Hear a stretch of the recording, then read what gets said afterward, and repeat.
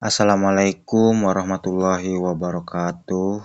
Yang terhormat kepada Bapak Dr. Wirmi Eka Putra, SEMSI, selaku dosen pengampu pada mata kuliah Akuntansi Syariah.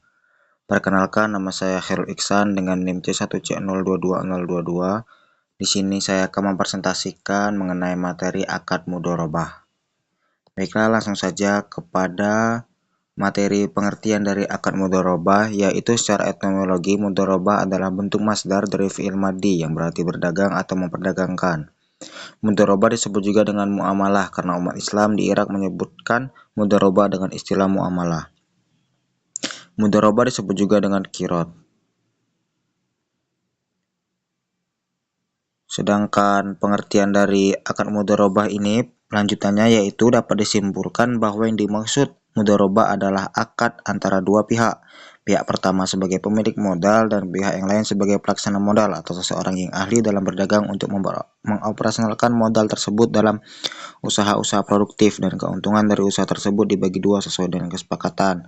Dan jika terjadi kerugian, maka kerugian ditanggung oleh pemberi modal. Sedangkan bagi pihak pelaksana modal, kerugiannya adalah kehilangan waktu, pikiran, dan jerih payah yang telah dicurahkan serta manajerial.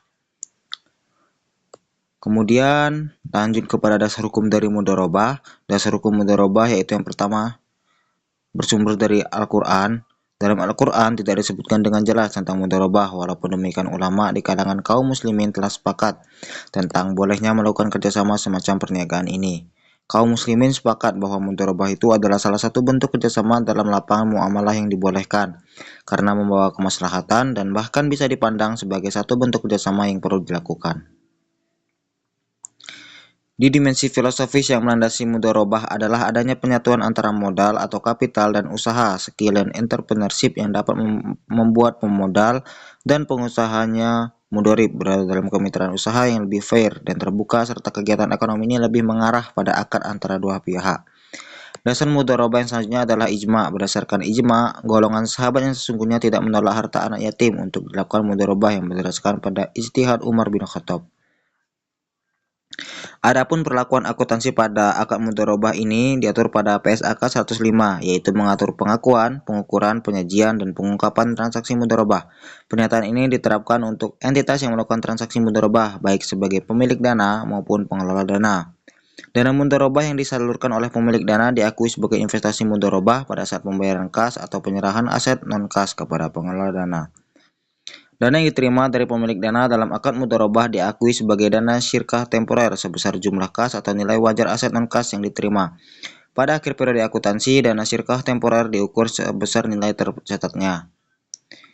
Adapun kesimpulan dari penjelasan dari awal tadi yaitu mudharabah adalah akad kerjasama usaha antara dua pihak, di mana pihak pertama yaitu pemilik dana menyediakan seluruh dana, sedangkan pihak kedua atau pihak pengelola dana bertindak selaku pengelola dan keuntungan dibagi di antara mereka sesuai kesepakatan, sedangkan kerugian finansial hanya ditanggung oleh pemilik dana.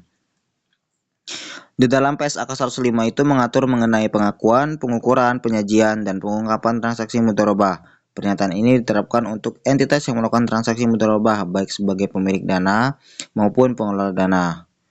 Baiklah, sekian presentasi dari saya. Mohon maaf apabila saya ada salah kata maupun ada yang kurang dari presentasi dari saya memohon maaf yang sebesar-besarnya.